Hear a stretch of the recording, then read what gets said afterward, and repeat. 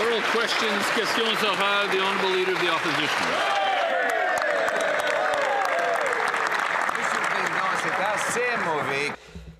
Mr. Speaker, I think it's bad enough that this Prime Minister has appointed a minister from the Trudeau years who ruined our immigration system and increased the cost of living. But this same minister this morning, the one responsible for heritage, says that he's had it. Says that he has had it with the decline of the French language. We're not fed up with it. We want to defend the French language. All those Liberal members, well, are they tired of someone who wants to defend French language and culture? The Right Honourable Prime Minister, Mr. Speaker, the government has immigration under control. May I continue? Asylum seekers, the numbers have fallen by 1/3, and we will defend the French language with the greatest investments ever in the cultural sector. Mr. Speaker, the question had to do with the statement by his new minister who said he had had it. He was fed up with the debate on the decline of the French language. The Prime Minister's answer shows that we should all be worried about the decline of the French language. Why is it that among all Liberal members of Parliament, he has chosen to appoint someone who's fed up with defending the French language and Quebec culture? The Right Honourable Prime Minister. Mr. Speaker, I am for my new minister. I am against the Leader of the official opposition, who is against our action plan for the French language, $4 billion. He's against the investments in the Quebec cultural sector. He is against the increase in Francophone immigrants to Canada. We defend the French language. Leader of the Opposition.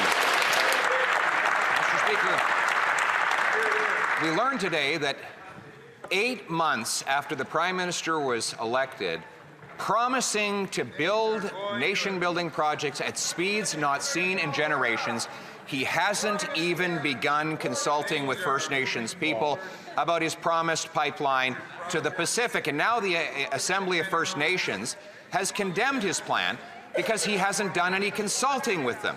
Today he will address the Assembly.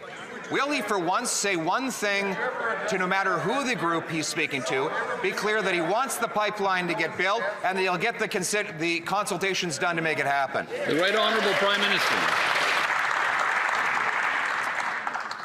Mr. Speaker, the great thing about Hansard is you can consult it and find out what the member opposite said last week.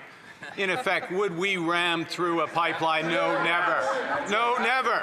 We will consult free, prior informed consent with First Nations. We will work with the province of British Columbia. We have conditions in the MOU with Alberta. We know how to work with the provinces. We know how to consult. We know how to respect. Does the member opposite? The Honourable Leader of the Opposition. Yes, Mr. Speaker. Transcripts are great things, and he just renamed Justin Trudeau's immigration minister to cabinet, the guy who destroyed our immigration system and helped double the housing costs in this country. And that minister has now had something to say about this Prime Minister's failure to consult on pipelines. He said the consultation should have started yesterday, and it can't be done on a desktop, making reference to his fellow ministers' promise that they would do consultations by Zoom. So why is it that he didn't start 8 months ago consulting First Nations? Is it because he doesn't care what they have to say, or because he just doesn't want the pipeline to get built? The Right Honourable Prime Minister. Mr. Speaker, I recognize this situation's very, very complicated for the member opposite. That's right. First off, you have to have a pipeline project. You have to have a private proponent.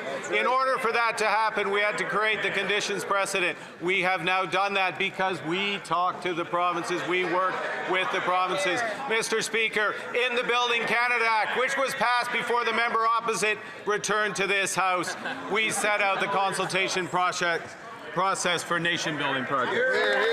The Honourable Leader of the Opposition. So he's broken his promise to get big projects built, and now we learn that he has broken his promise to get houses built. He promised during the election he would double home building to 500,000 units per year. Today, the Parliamentary Budget Officer revealed that his brand new bureaucracy will only build 5,000 homes per year. 99% less than he promised, Mr. Speaker, after Conservatives built well over 200,000 homes at half the cost today. Why won't he listen to us and stop building bureaucracy so that we can start building homes? The Right Honourable Prime Minister. Mr. Speaker, the great thing about being a lifelong member of Parliament is you've never built anything and you don't know numbers. True. And you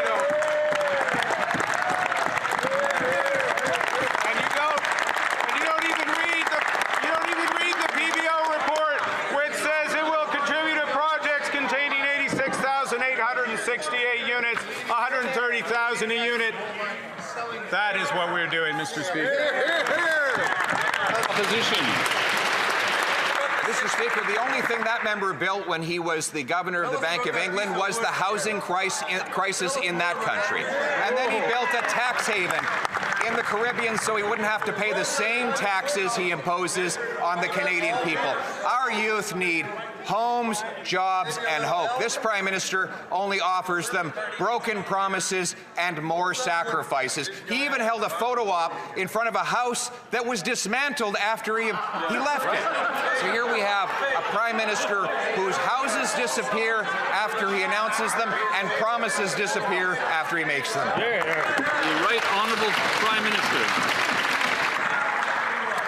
Mr. Speaker, the House in that announcement was sent to Nunavut. Nunavut is one of the territories of this great country.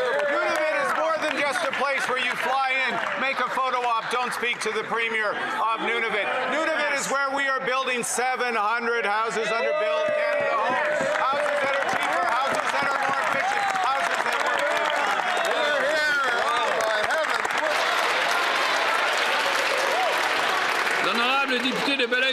The Honourable Member for Belleuil-Chambly. Mr. Speaker, last Thursday, the Prime Minister announced an agreement with Alberta, which is a problem in many ways. I asked the government if it would commit irrevocably to not do anything in British Columbia without the express consent of British Columbia and First Nations. The answer was yes. But yet the announcement was made. Now, what is it? No, please be careful with the language you use. This is not outside the rules, but it might provoke a certain reaction, and one reaction can lead to another, and the two reactions can provoke disorder. The Right Honourable Prime Minister. Thank you, Mr. Speaker. We respect provincial rights and jurisdiction. We respect British Columbia. It is absolutely clear in the Memorandum of Understanding that we and the province of Alberta will work together with British Columbia. We need an agreement for a pipeline. The Honourable Member. Now, when you want the agreement of one party to an agreement, you invite them right away, because the agreement the Prime Minister signed will apply even without British Columbia. So will the Prime Minister recognize that he has not respected what he said in the House, that he didn't show great respect for the truth when he signed this agreement? The Right Honourable Prime Minister. Mr. Speaker, this was not a contract. This was a memorandum of understanding. And this has to do with conditions that are sufficient, but they are necessary. It is not the end of a process. It is the beginning of a process with Alberta, with British Columbia, and above all, a process with Indigenous peoples. The Honourable Member for Berry-Chambly. It's a piece of paper that he signed and which creates obligations. It is a contract. He can call it whatever he likes, in whatever language he likes.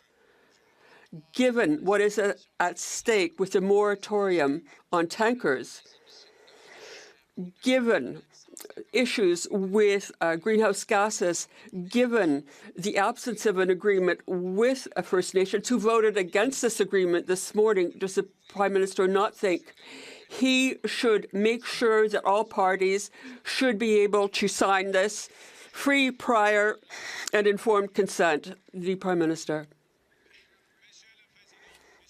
Mr. Speaker, this is a memorandum of understanding with commitments, with great investments that Alberta will make in carbon capture. The industrial carbon tax, 6 times greater. And also we are tightening rules in other areas. The Honourable Leader of the Opposition. Mr. Speaker, you can't build homes if you run out of the House. That's right. And that's what the Prime Minister is doing right now.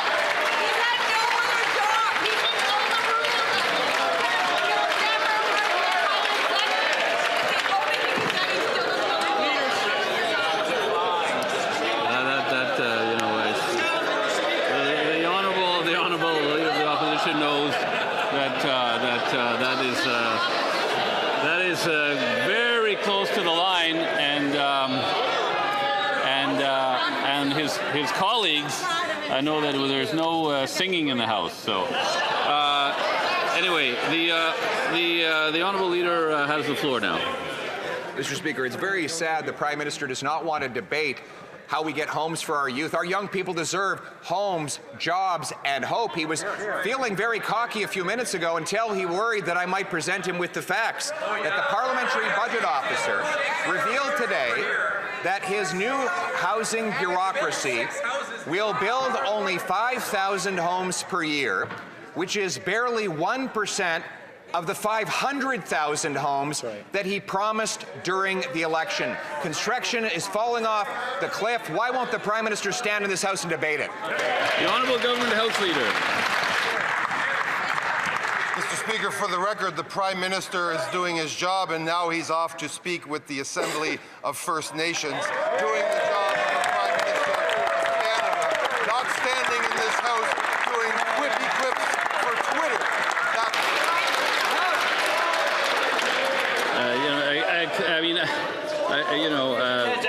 We don't know when that now is, really, right? Because it's not necessarily talking about the present, but it's at some point now is a large concept. So the Honourable Leader of the Opposition. The Prime Minister could be debating. He's got plenty of time. I thought the Honourable Member was done. He wasn't done. Sorry, apologize.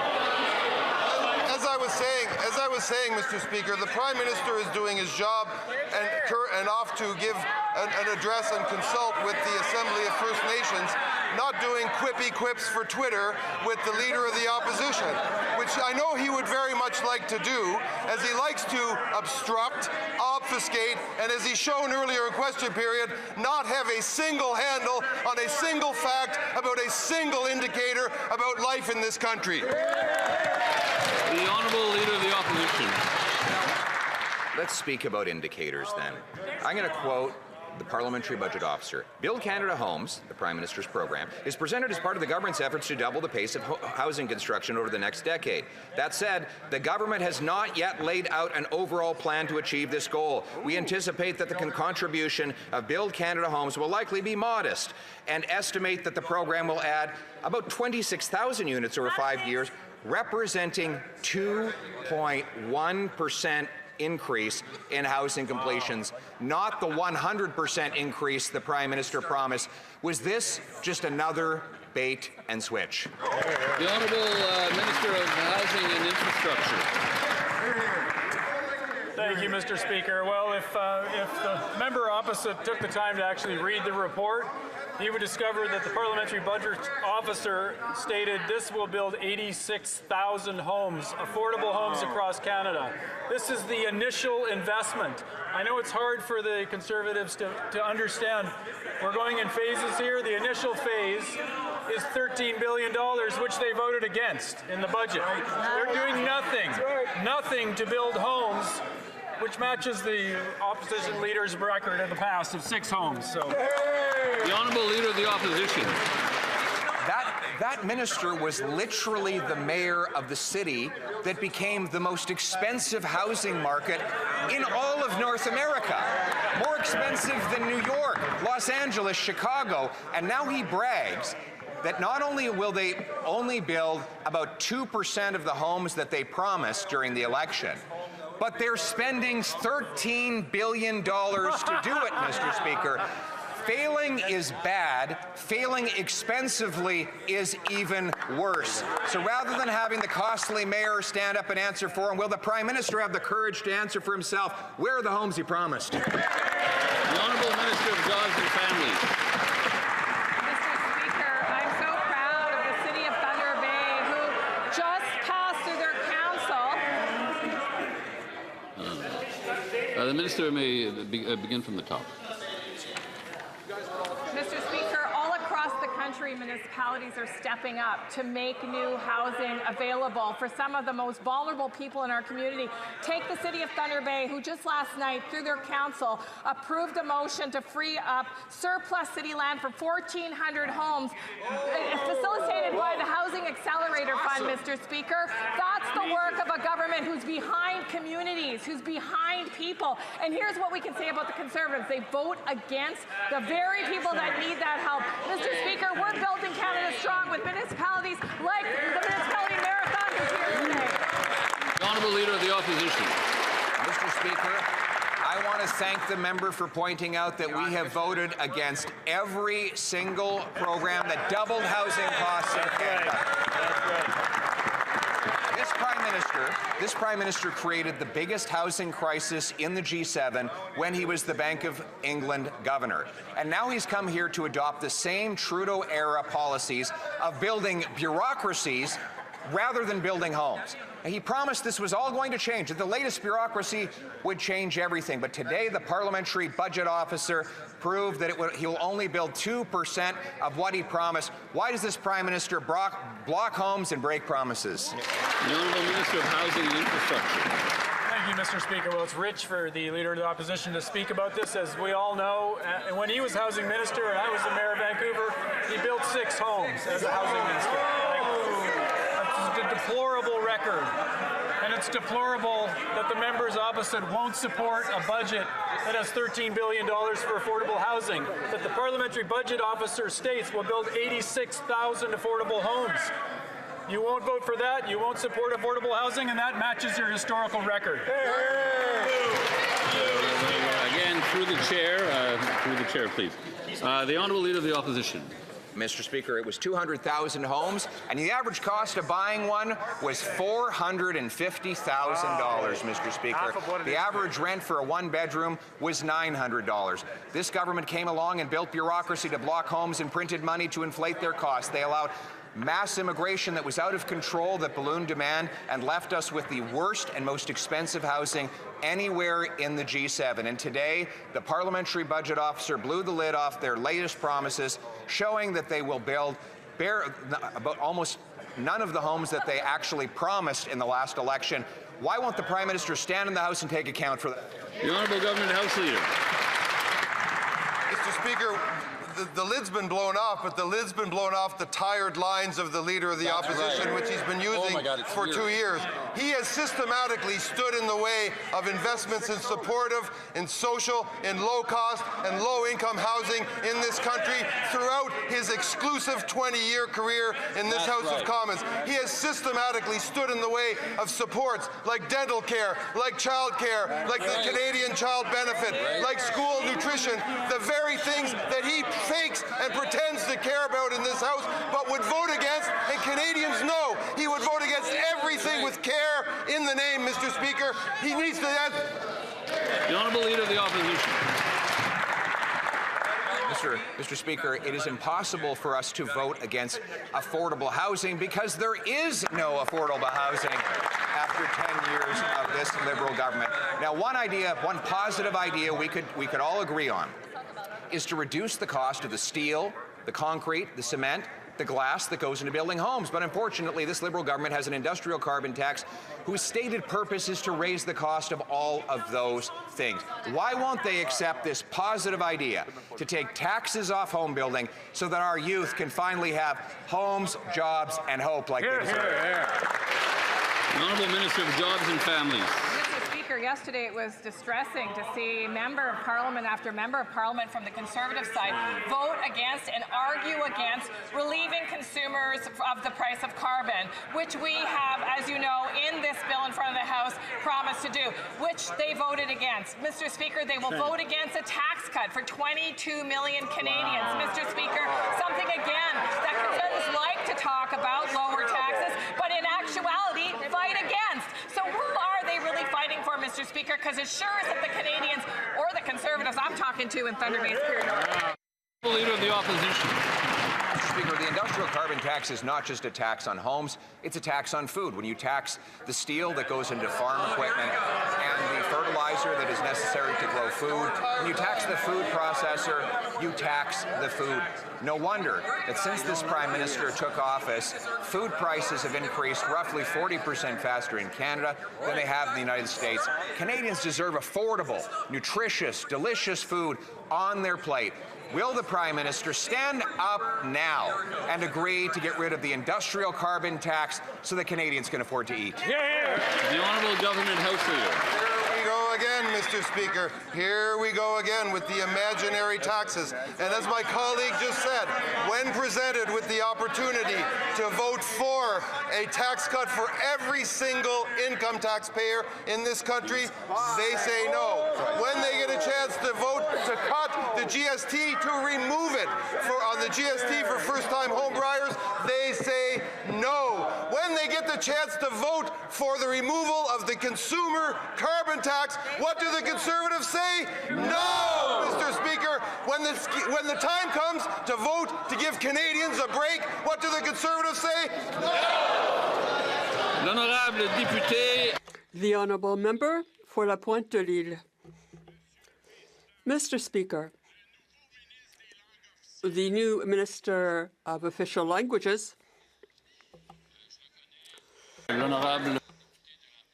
the Honourable Member for La Pointe de l'Île. Mr. Speaker, the new Minister for Official Languages is already fed up with his mandate. Now, he's saying when people say that French is in decline, well, he doesn't seem to care, even though Montreal is becoming more English-speaking. For him, the defense of French is a boring subject which only xenophobic Quebecers complain about. Why did the Prime Minister appoint such a person as minister responsible for official languages? The Honourable Minister.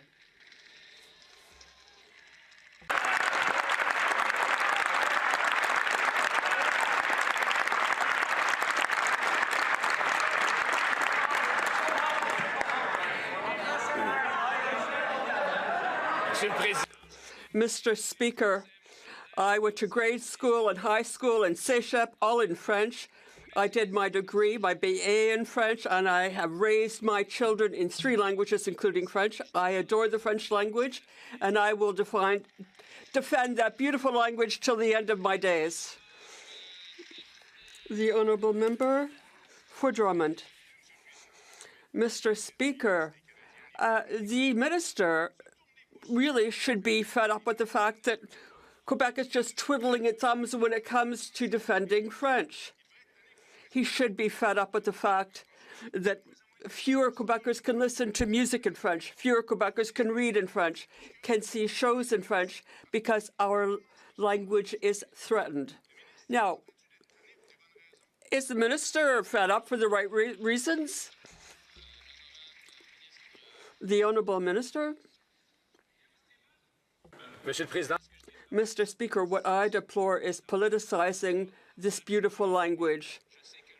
I know that the Bloc cares about French, but what I'm asking is that they join with us, all members who care about French, and that they support our strategy. For the first time in our history is putting over $1 billion into defending French, and I will do so to the end of my days. The Honourable Member for Parry Sound Muskoka. CTV reports that 35,000 households have left the GTA last year because the cost of housing is simply too expensive. The Missing Middle Initiative reported yesterday that Ontario's housing engine has stalled. In the GTA, pre-construction sales for condos are down 89%, and for ground-oriented homes, they're down 65%. That means starts have fallen off a cliff, and it means it's going to be worse in 2026. So my question, Mr. Speaker, is when the Prime Minister told young Canadians that they would have to sacrifice, was he really referring to the dream of home ownership? The Minister of Housing and Infrastructure. Mr. Speaker, we obviously face challenges in Ontario and the GTA in particular around housing starts, and that's exactly why we've got Build Canada Homes launched. That's exactly why we're investing in affordable housing at an unprecedented scale. That's exactly why we brought forward the first-time home buyers GST tax cut, which the members opposite have stalled since June. Mr. Speaker, we need to take action. We are taking action on this House. The Conservatives are voting against action on affordable housing. So true. Honourable Member for Parry Sound Muskoka. Mr. Speaker, the Prime Minister's 4th housing bureaucracy, Build Canada Homes, replaces Justin Trudeau's life-changing national housing strategy with less money and even bigger promises. We need 480,000 homes per year in the next 10 years to restore affordability, but the Parliamentary Budget Officer reports Build Canada Homes will only build about 26,000 over the next 5. So why won't the Prime Minister listen to home builders, housing experts, the Leader of the Opposition, and axe the tax on all homes under $1.3 million? The Honourable Minister of Housing and Infrastructure. Mr. Speaker, well, we've had a lot of engagement with the house building, the home building industry, with mayors, with ministers. We've done an enormous amount of effort. Members opposite can go out and talk to people in the community, home builders that we're working with, who are supporting Build Canada Homes. We've just launched and opened the portal for that. The Parliamentary Budget Officers, 87,000 homes will be built as part of this initial effort. And the National Housing Strategy starts again in these years ensuing. It's a combination that will deliver affordable housing at an unprecedented scale. Thank you. The Honourable Member for Terra Nova, the Peninsulas. This Liberal government promised billions in housing spending, but today the Parliamentary Budget Office exposed that this program is exactly like the last 4, an absolute failure. This is just another example of these Liberals promising the same old things and never delivering. Their new housing program is only supposed to get 26,000 homes built in 5 years, only a fraction of the 2.5 million promised. How will this Prime Minister tell this horrible news to young people? Will he simply ask them to make more sacrifices? The Honourable Minister of Fisheries and Oceans. Mr. Speaker, I think it's very important for me to point out that my colleague in the opposition from Newfoundland and Labrador has voted against every opportunity to help Canadians. Housing, food, school program, $10 a day childcare, dental care, on and on and on. This is nothing but a circle of tired notes. We need to work together. Canadians want us to work together, and I'll tell my colleague, Newfoundlanders and Labradorians want to see results. The Honourable Member for Richmond Hill South.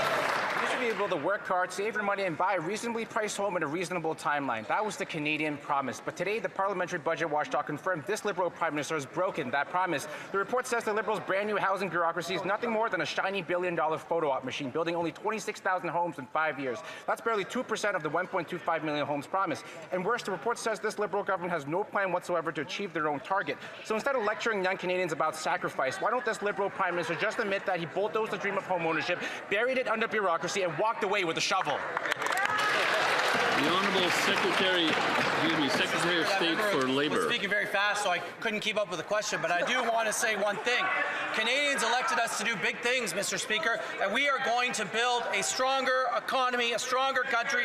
We're making the largest infrastructure investment in Canadian history. That party voted against it.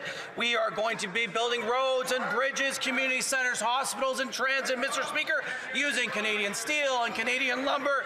But the Conservatives voted against all of that, Mr. Speaker, every single part of it, against housing and against major projects, opportunities for Canadian workers, Mr. Speaker. On this side of the House, we'll keep building. We're going to be standing with our workers, unlike the Conservatives. The Honourable Member for Montmorency-Charlevoix.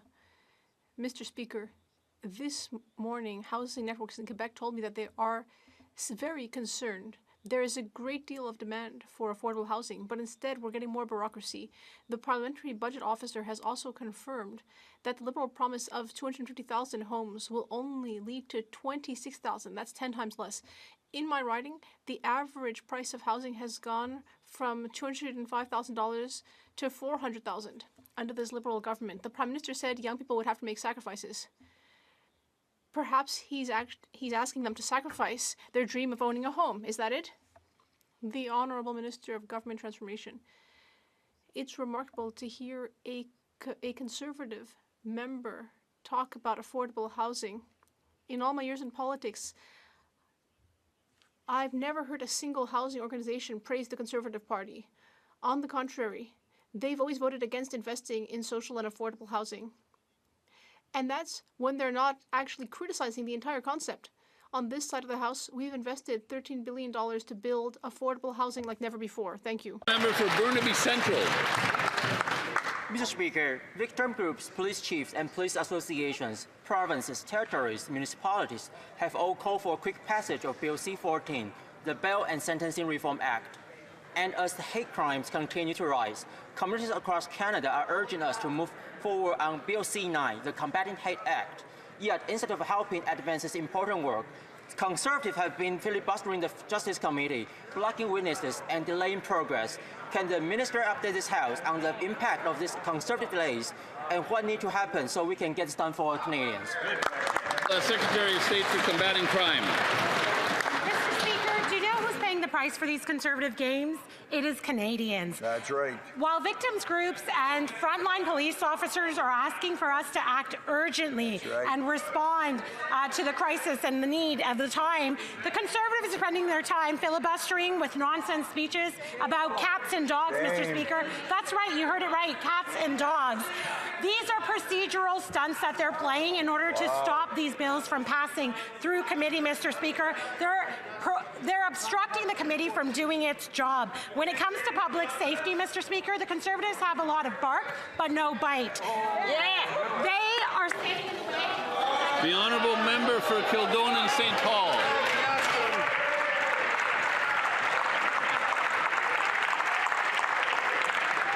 Speaker, yesterday Algoma Steel laid off 1,000 workers, and those workers remember when the Liberal Prime Minister stood on their shop floor in Sault Ste. Marie just days before the last election and promised to protect their jobs. But today, those same workers face U.S. tariffs, no deal, and now no job. And to add insult to injury, this Liberal government just gave Algoma Steel $400 million with no jobs guarantees, apparently, because now there's 1,000 Canadian workers out of a job before Christmas. So when will the steel workers get the promised protection for their jobs from this Liberal government? The Honourable Minister of Industry. Of course, our thoughts are with the workers at Algoma Steel. I've been in contact with the company. I've been also in contact with the union. And obviously, we know that the entire business sector of the entire business model of the steel sector in Canada is based on U.S. automakers, and obviously with unjustified and unjustifiable tariffs of 50% by the U.S. administration against our steel sectors, this can't happen.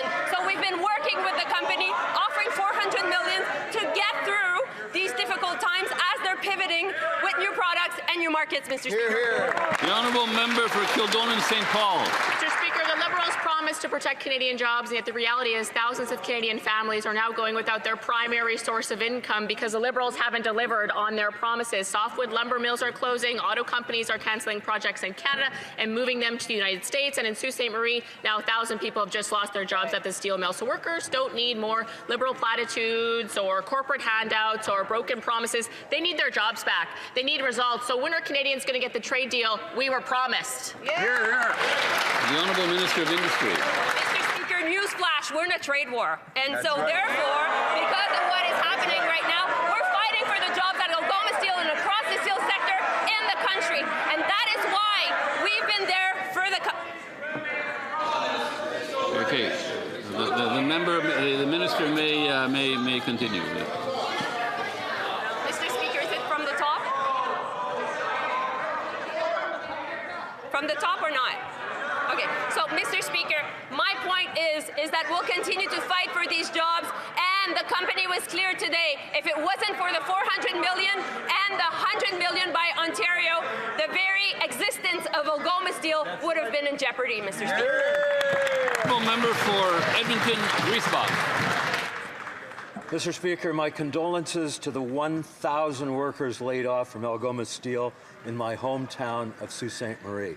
My dad, Tony, worked at Algoma for over 30 years. The Prime Minister is squarely to blame for these layoffs. In the election, our elbows up PM said he was the guy who could get a good trade deal from Donald Trump. Instead of a deal, this PM said, who cares? And we saw higher tariffs on Canadian goods. The results? These layoffs and others. When will this Prime Minister finally get a deal with Trump? Mr.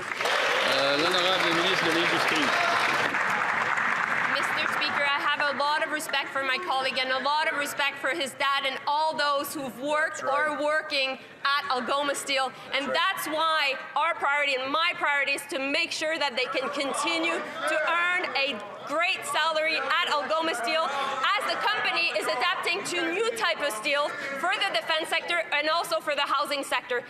And I must say that our Buy Canada policy is also helping Algoma and other steel plants as we'll continue to fight for these jobs across the country. The Honourable Member for Bellechasse-les-Échemins-Lévis.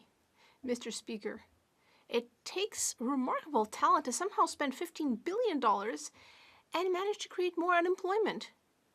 Food banks are struggling to keep up, but the Prime Minister prefers to hand out checks to multinationals, $15 billion to Stellantis, $400 million to Algoma. And what's the result? Job losses. Can the Prime Minister explain his genius strategy, which involves paying big businesses for them to lay off Canadians? Could you explain that, please? The Honourable Secretary of State for Children and Youth. Thank you, Mr. Speaker. On this side of the House, we are protecting the essential programs that Canadians depend on. We are protecting the Canada Child Benefit. We are protecting dental care. We are here to protect and to help families. And on the other side of the House, they are voting against all of those things. The Honourable Member for Bellechasse-les-Échemins-Lévis. I think the member didn't understand my question. Let me repeat. Canadians are struggling to put food on the table because of the cost of living, and yet the government keeps taking money out of their pockets and putting it in the pockets of big business. This Prime Minister managed to find $72 million for Nokia, $400 million for Algoma, and $15 billion for Stellantis. And what is the government getting in exchange? Job losses. Is this the new Liberal strategy, making Canadians poorer to make big business richer? Is that it, Mr. Speaker? The Honourable Minister for Government Transformation. On this side of the House, we believe it's essential to support the sectors impacted by the tariff war with the U.S. But my colleague voted against a tax cut that would represent $800 per family in Canada and Quebec. She voted against the National School Food Program that would save $800 per vulnerable family. She voted against the Canada Dental Care Plan, which would help at least 10,000 people in her own riding of Bellechasse. She voted against things like investments in the Davie shipyard, which is struggling to find the skilled workers it needs. I hope she will change her mind and vote in favor of these government programs. Windsor West. Mr. Speaker, the Feed Ontario Hunger Report shows over 1 million Ontarians went to food banks 8.7 million times over the last year. That's the highest ever. While Canadians are struggling, this Liberal Prime Minister has handed over billions to big corporations with zero job guarantees. $400 million to Algoma, 1,000 jobs lost.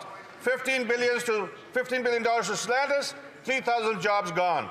Why does this Prime Minister always make taxpayers pay for his sweetheart corporate deals while Canadians go hungry?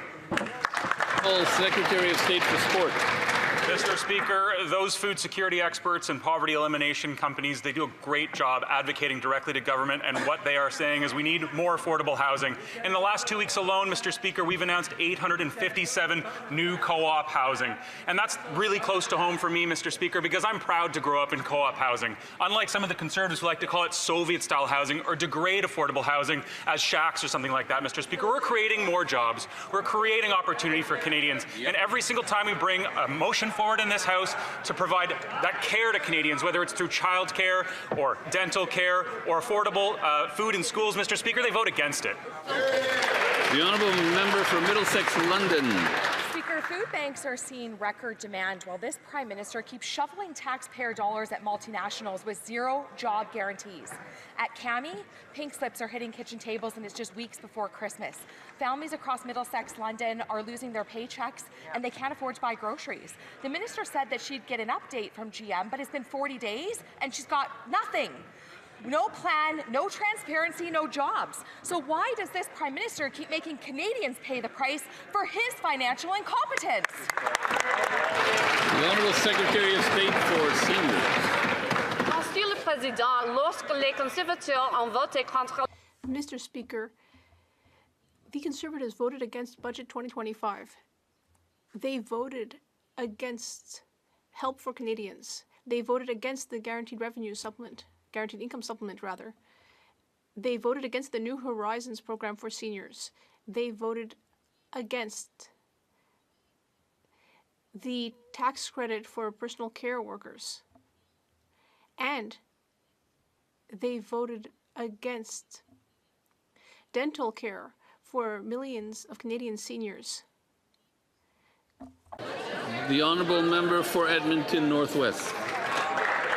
It's been 8 months since the Prime Minister was elected, claiming he would build nation-building projects at speeds not seen in generations. Now we've learned that he hasn't even started consultations. He could have started these within weeks of the last election, given the existential crisis that he claimed. The Prime Minister's incoming Heritage Minister said consultation should have begun yesterday, taking a shot at the Prime Minister, and that you can't do consultations on a desktop, taking another shot at the Natural Resources Minister, who said it could be done by Zoom. Has the Prime Minister avoided consultation with First Nations because he doesn't care about them, or because he doesn't want a pipeline built? The Honourable Minister for Crown Indigenous Relations. Thank you, Mr. Speaker. Our relationship with our partners, First Nations, Métis, Indigenous rights holders, is of utmost importance. With major projects, consultation and the duty to accommodate will be adhered to. There is no major projects before us right now. This is just an MOU. It is the process that is outlining the conditions to be met. Major projects will require the duty to consult. Thank you, Mr. Speaker. The honourable member for Langley Township, Fraser Heights. Thank you, Mr. Speaker. The Liberal Keep It in the Ground caucus is saying that the MOU with Alberta is not a pipeline approval. There is no project, no route, certainly no consensus, and no private sector proponent. Now, they're conveniently hiding behind the tanker ban, which is preventing us from getting our resources to market, all the while American tankers are happily sailing right by from Alaska down to the lower 48. So, simple question, will the Prime Minister lift the tanker ban so that we can build a pipeline, or is this just a pipe dream? The Honourable Minister of Natural Resources. Mr. Speaker, we are in a trade war. It's time to recognize that. Our agreement with Alberta is about a Team Canada plan to strengthen our hand and put Canada in a position to win that trade war.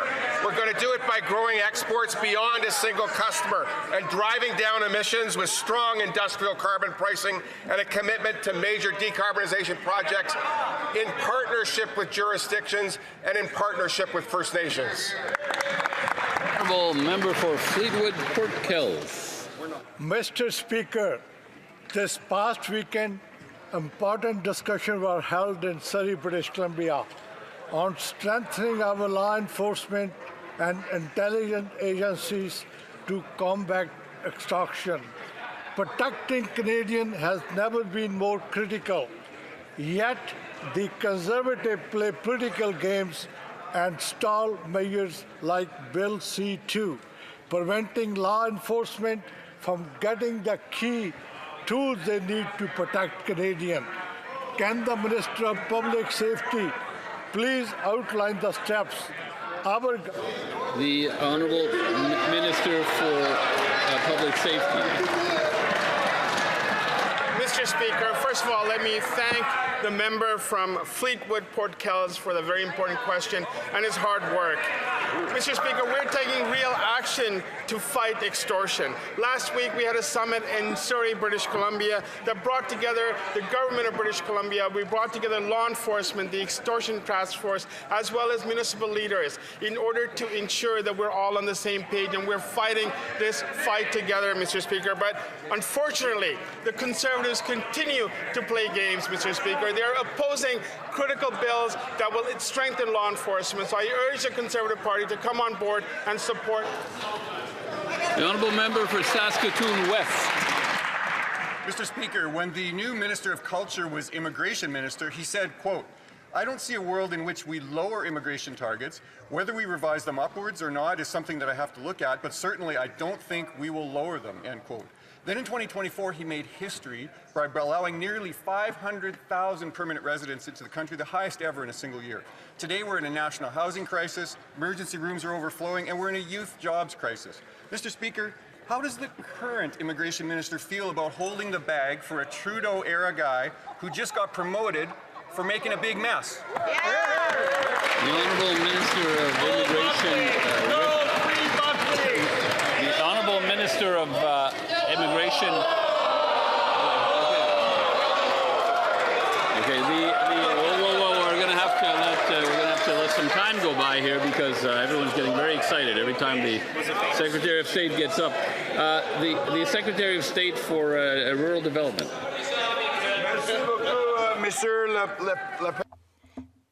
Thank you very much, Mr. Speaker. I'm practicing my French.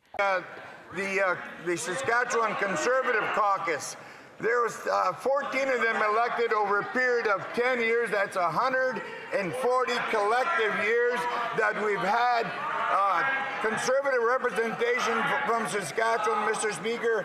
And you tell me, what have they accomplished in those 10 years, Mr. Speaker? On housing, on trade, on infrastructure. They have accomplished nothing, Mr. Speaker.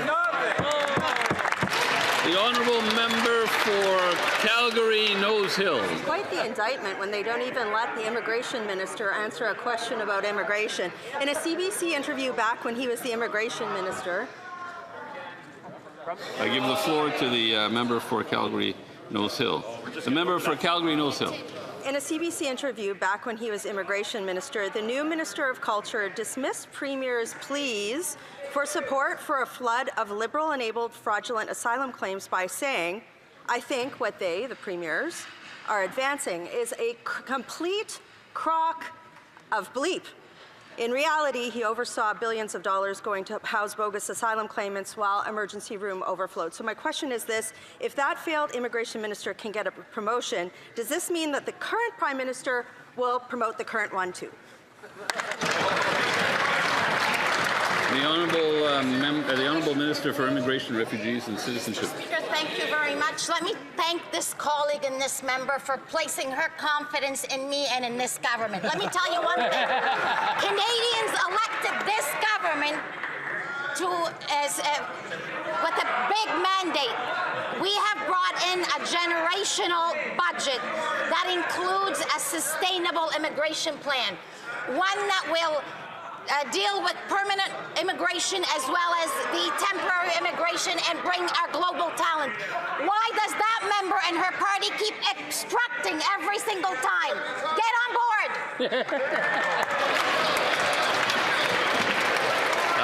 Again, through the chair. The honourable member for Calgary, Nose Hill. It's so bad.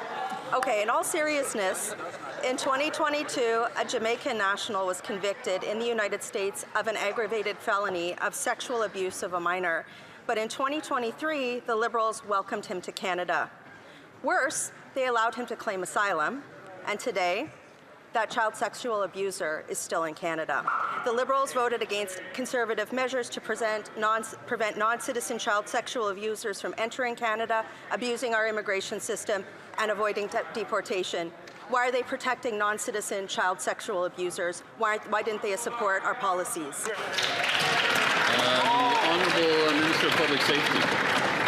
Mr. Speaker, Canada has a robust system of inadmissibility that ensures that those who are not eligible to be in here will be removed, Mr. Speaker. This year we are on target to remove over 20,000 people who are ineligible to be here, including those with criminal offenses. But let me be very clear, Mr. Speaker. The party opposite, the sanctimony that they put forward on issues of public safety needs to be checked when they oppose the very tools that public safety officers need to do their job effectively, Mr. Speaker. The honourable member for Labrador. Mr. Speaker, it's been 19 years since the First Nations Fiscal Management Act came into force, thanks to the leadership and determination of First Nations across Canada. Since then, the Act has evolved into a highly successful and robust system that supports First Nations with fiscal management, local taxation, and access to pooled borrowing. Can the Minister update this House on the important work underway to advance Indigenous economic prosperity? Thank you, Mr. Speaker. The Honourable Minister for Crown Indigenous Relations. Budget 2025 proposes important updates to the First Nations Fiscal Management Act that will enable the First Nations Finance Authority to lend to special purpose vehicles. For Indigenous communities, this makes it easier for multiple nations to work together, borrow as a group, and lower administrative costs. They also provide access to better borrowing rates and more opportunities to take equity in major projects and infrastructure. With improved access to financing, communities can create good jobs, grow local businesses, and build lasting prosperity for future generations. Thank you, Mr. Speaker. The Honourable Member for Pont-Neuf-Jacques-Cartier. Thank you, Mr. Speaker. It's incredible that this member has become the new Minister of Official Languages. That member said again this morning that he's tired of doing something about the decline of French. But I have news. The new Conservative Party of Canada will be fighting for the rights of Francophones throughout the country. Even the Premier of Quebec said that it was a crying shame that that person has become Minister of Official Languages. Is the new Quebec lieutenant just as tired of fighting the decline of French, like his colleague at Heritage said? The Honourable Minister of Canadian Identity and Culture. Mr. Speaker, indeed, French is declining throughout Canada. And what I am unhappy about is the hypocrisy of these Conservatives who voted against our plan for French with $4.1 billion to be spent throughout Canada to make French stronger in our country. When I was Minister of Immigration, I doubled Francophone immigration outside Quebec. The Conservatives voted against that, and they voted against the $4.1 billion plan. What is truly a shame is their hypocrisy. Member for Nunavut. Living downstream from the oil sands, the Mikisew First Nations have higher rates of cancer. Yet this government is developing regulations to allow affected water to be released into the Athabasca River. UNDRIP and their Environmental Racism Act must be implemented to protect the health of First Nations. How can the Liberals proceed with regulations knowing that Mikisew First Nations have not given consent because they are dying from cancer? The Honourable Minister of the Environment and Climate Change. Thank you, Mr. Speaker. Pollution from the oil sands tailings ponds is a serious issue, and we acknowledge and take seriously the concerns raised by nearby Indigenous communities in the region. We are currently supporting a study of health impacts on nearby communities, and there is a Crown Indigenous working group that is working on water release standards. We're committed to protecting Canada's environment and the health of communities, and of course the Indigenous communities nearby. The honourable member for Kootenay-Alberni.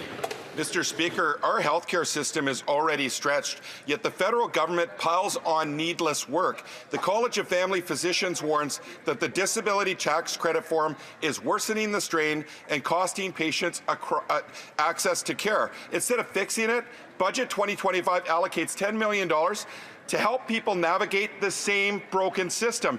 Provinces already determine disability eligibility. Why won't the minister automatically accept provincial approval for the disability tax credit to reduce barriers and let family doctors focus on patient care? The Honourable Minister of Jobs and Families. Speaker, it's historic. For the first time in this country, we have a disability tax benefit, and I want to thank all parliamentarians that supported this. Unfortunately, again, the Conservatives voted against the very people they say they wish to help. But, Mr. Speaker, Budget 2025 actually goes a step further, and it compensates people for the burden, financial burden of filing, getting doctors' forms to file for their credit. And, Mr. Speaker, we will continue to work with people who are living with disabilities to make sure that they have every opportunity to thrive in Canadian society. And that concludes question period today.